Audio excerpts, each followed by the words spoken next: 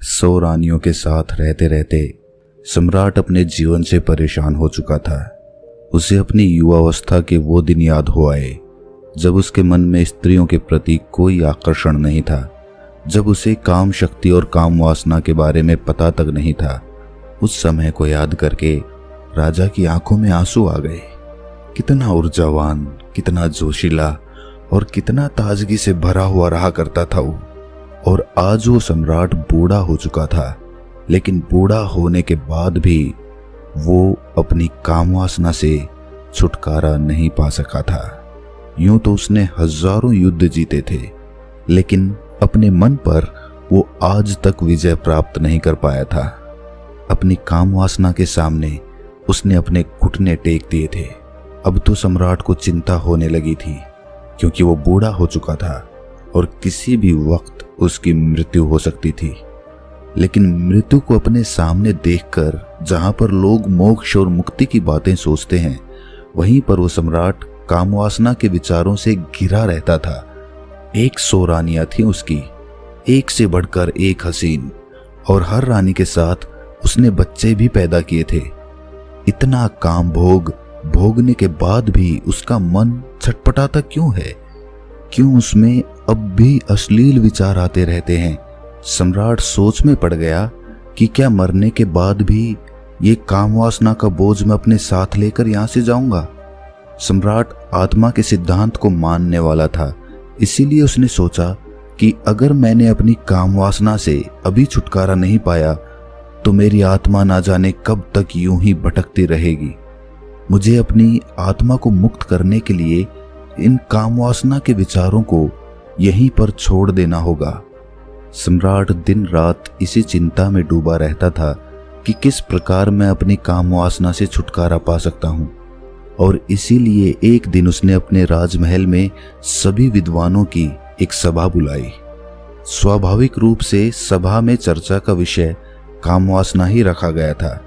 सम्राट ने अपने मंत्री से पूरे नगर में घोषणा करवा दी थी कि जो भी विद्वान राजा के मन को संतुष्ट कर पाएगा वो पूरे जीवन काल के लिए राजा का सलाहकार बनकर रहेगा। इसीलिए नगर के सारे विद्वानों में एक होड़ लग गई थी। मंत्रिमंडल के द्वारा तय किए गए दिन नगर के सारे विद्वान राजमहल में पहुंच गए। कोई अपने हाथ में वेद लिए हुए था तो किसी के हाथ में उपनिषद थे। ज्यादातर विद्वान राजा को वेद और उपनिषदों के माध्यम से संतुष्ट करना चाहते थे। सभा में तर्क वितर्क शुरू हुए। सम्राट ने सबसे पहला सवाल पूछा कि ब्रह्मचर्य का असली मतलब क्या होता है। कुछ विद्वानों ने जवाब दिया कि जिस इंसान ने अपने जीवन में कभी भोग नहीं किया होता वही असली ब्रह्मचारी होता है। दूसरे विद्वानों ने इस बात का विरोध करते हुए बताया कि हो सकता है किसी इंसान ने भोग किया हो, लेकिन वर्तमान में अगर वो भोग का त्याग कर चुका है तो वो भी ब्रह्मचारी ही कहलाता है। और वास्तविकता में वही ब्रह्मचारी होता है जो भोग करने के बाद उसका त्याग कर देता है, वही ब्रह्मचारी कहलाता है। सम्राट को किसी विद्वान के उत्तर से संतुष्टि नहीं हो रही थी और इधर विद्वान आपस में तर्क वितर्क करने पर लगे हुए थे। कुछ ही देर में वहां पर एक बहुत ही अनूठा विद्वान पहुंचा। वो अपने साथ बेहद खूबसूरत 2 युवतियों को लिए हुए था। उस विद्वान ने वहां पहुंचते ही पहले तो देरी से आने के लिए सम्राट से क्षमा मांगी। उसको देखकर बाकी के सब विद्वान हंसने लगे। एक विद्वान ने सभा में खड़े होकर कहा कि जो इंसान खुद काम वासना से ग्रस्त हो वो दूसरे को काम वासना से छुटकारा कैसे दिला सकता है।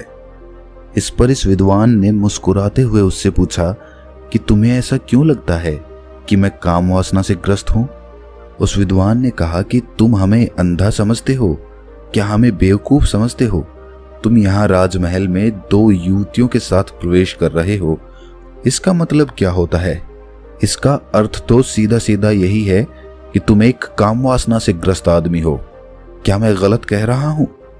उस विद्वान ने मुस्कुराते हुए जवाब दिया कि महाशय, जिन युवतियों की तुम बात कर रहे हो वो दोनों मेरी बहनें हैं और वो भी मेरी ही तरह काम वासना की गहरी समझ रखती हैं। इस विद्वान ने सम्राट को संबोधित करते हुए कहा कि हे राजन, असली ब्रह्मचारी वही होता है जिसकी नजरों में एक पुरुष और एक महिला का अंतर हट गया हो। जब किसी इंसान की काम वासना खत्म हो जाती है, जो पूर्ण रूप से ब्रह्मचारी हो जाता है, उसके लिए सभी का शरीर एक इंसान का शरीर होता है। उसके अंदर किसी महिला को देखकर काम वासना के विचार उठना तो दूर, वो तो भेद भी नहीं कर पाएगा कि ये एक महिला है। उस ब्रह्मचारी के लिए हर एक जीवात्मा एक प्रकार की होती है। शारीरिक रूप से वो उनमें कभी भी भेद नहीं करेगा। उस विद्वान ने आगे बताया कि जो भी विद्वान यहाँ सभा में उपस्थित हैं, उन सभी को मेरे साथ ये 2 युवतियां दिखी। तो ये तो स्पष्ट हो गया कि यहाँ पर कोई भी असली ब्रह्मचारी का मतलब या अर्थ नहीं समझता है। सम्राट को ये विद्वान बड़ा ही अनूठा लगा। उसने ना तो कोई वेद पढ़े, ना कोई उपनिषद का ज्ञान दिया। वो तो वही बता रहा था जो स्वाभाविक रूप से आदमी की समझ में आता है। इसीलिए सम्राट ने प्रभावित होकर अगला सवाल पूछा कि आखिर एक इंसान को ब्रह्मचर्य का पालन करने की क्या जरूरत है? जब वो भोग करके जीवन का आनंद उठा सकता है, तो वो क्यों ब्रह्मचर्य का पालन करे? इस पर उस विद्वान ने सम्राट से एक सवाल किया। उसने पूछा कि सम्राट, मुझे एक बात बताओ कि एक पेड़ ज्यादा ताकतवर होता है या फिर एक बीज? सम्राट ने उत्तर दिया कि एक पेड़ एक बीज से ही तो जन्म लेता है, तो इस प्रकार तो एक बीज एक पेड़ से ज्यादा ताकतवर हुआ। विद्वान ने बताया कि सम्राट, उसी प्रकार हमारे शरीर में भी काम शक्ति रूपी बहुत सारे बीज होते हैं। उनमें असीम ऊर्जा होती है जो हमारे लिए आनंद का स्रोत पैदा करती हैं। लेकिन काम वासना में ग्रस्त होकर हम अपने काम शक्ति रूपी बीजों को यूं ही नष्ट करते रहते हैं, बर्बाद करते रहते हैं। और उन बीजों के नष्ट हो जाने के कारण एक आदमी ढीला, आलस्य से भरा हुआ, हमेशा थका थका सा रहता है। याद रखना, हमारे भोजन से हमारा रक्त बनता है, रक्त से हमारा मांस, हमारी हड्डी और आखिर में काम शक्ति रूपी बीज बनते हैं, जो कि बहुत ही कम मात्रा में होते हैं। इसीलिए अपने मन में उठने वाली काम वासना के लिए उन बीजों को नष्ट करना कहीं से भी तार्किक नहीं है। ब्रह्मचर्य का पालन करने से उन बीजों की शक्ति हमारे आंतरिक स्वरूप में समा जाती है, जो हमारे चेहरे पर तेज पैदा करती है, हमारे शरीर को बीमारियों से बचाती है। और यही काम शक्ति रूपी बीज जब ध्यान के माध्यम से ऊर्जा में परिवर्तित कर दिए जाते हैं, तो यही आनंद का स्रोत बन जाते हैं। सम्राट ने अगला सवाल पूछा, जो सम्राट के जीवन के लिए बहुत ही महत्वपूर्ण था। सम्राट ने पूछा कि काम वासना से छुटकारा किस प्रकार पाया जाए?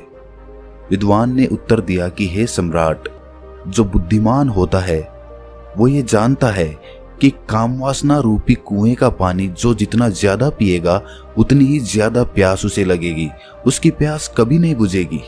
इसीलिए या तो वो कभी इस काम वासना रूपी कुएं का पानी पीता ही नहीं, और अगर ग्रस्त जीवन होने के कारण मजबूरीवश उसे कभी इस कुएं का पानी पीना भी पड़ जाता है, तो वो सिर्फ एक कुएं का पानी पीता है। उस विद्वान ने राजा को संबोधित करते हुए कहा कि हे राजन, आपके जीवन में आपने 100 रानियों से शादी की, लेकिन आपने भी महसूस किया होगा कि जिसकी प्यास बुझनी होती है उसकी प्यास एक ही जगह पर बुझ जाती है, लेकिन जिसकी प्यास नहीं बुझनी होती, चाहे वो 100 स्त्रियों के साथ भोग कर ले, लेकिन फिर भी उसकी प्यास अधूरी रह जाएगी। विद्वान ने सभी को समझाते हुए आगे कहना शुरू किया कि अगर आपके जीवन का लक्ष्य स्पष्ट नहीं है, तो आप सभी नाना प्रकार की भोग की वस्तुओं में गिर जाएंगे। लेकिन वहीं पर अगर आपका लक्ष्य स्पष्ट है, तो आप अपना पूरा ध्यान अपने लक्ष्य को पूरा करने में लगाएंगे, ना कि भोग करने में। सम्राट, तुमने सुना होगा, एक कहावत बहुत पुरानी है कि खाली दिमाग शैतान का घर होता है। इसीलिए एक इंसान को अपने जीवन का लक्ष्य स्पष्ट दिखाई देना चाहिए। शुरुआती चरण में काम वासना हमेशा हमारे विचारों के द्वारा उत्पन्न होती है, और अगर हम अपने विचारों को ऐसी जगह पर लगाएंगे जिससे हमारा लक्ष्य पूरा हो सके, तो हमारे मस्तिष्क में काम वासना के विचारों के लिए कोई जगह ही नहीं बचेगी। विद्वान ने सम्राट को चेतावनी देते हुए कहा कि सम्राट, याद रखना, भोग करने से ज्यादा खतरनाक काम वासना के विचार होते हैं। वो हमारा मानसिक संतुलन बिगाड़ देते हैं, हमारी दृष्टि को भ्रमित कर देते हैं। उस विद्वान ने सभी को सभा में एक कहानी सुनाते हुए कहा कि एक बार 2 सन्यासी भिक्षा मांगकर अपने आश्रम में वापस आ रहे थे। रास्ते में एक नदी थी। उनका आश्रम नदी के उस पार था, इसीलिए उन्हें नदी पार करके जाना होता था। एक दिन जब वो भिक्षा मांगकर अपने आश्रम में वापस लौट रहे थे तो नदी के किनारे एक महिला बैठी हुई थी। उस महिला ने उन दोनों सन्यासियों से पूछा कि क्या आप मुझे नदी पार करवा सकते हैं। उनमें से एक सन्यासी ने तो छूटते ही मना कर दिया। उसने अपने मन में सोचा कि मैंने तो ब्रह्मचर्य का व्रत ले रखा है, भला मैं किसी स्त्री को छू कैसे सकता हूँ। दूसरे सन्यासी ने मुस्कुराते हुए उस महिला को अपने कंधे पर बिठा लिया और अपने कंधे पर बिठाकर उसने उसे वो नदी पार करवा दी। यही बात उस दूसरे सन्यासी को अखर गई। जब वो उस महिला को दूसरे किनारे पर छोड़कर अपने आश्रम के रास्ते से वापस अपने आश्रम आ रहे थे तो सन्यासी ने कहा कि तुमने ये ठीक नहीं किया। तुम्हें उस महिला को अपने कंधे पर नहीं बिठाना चाहिए था।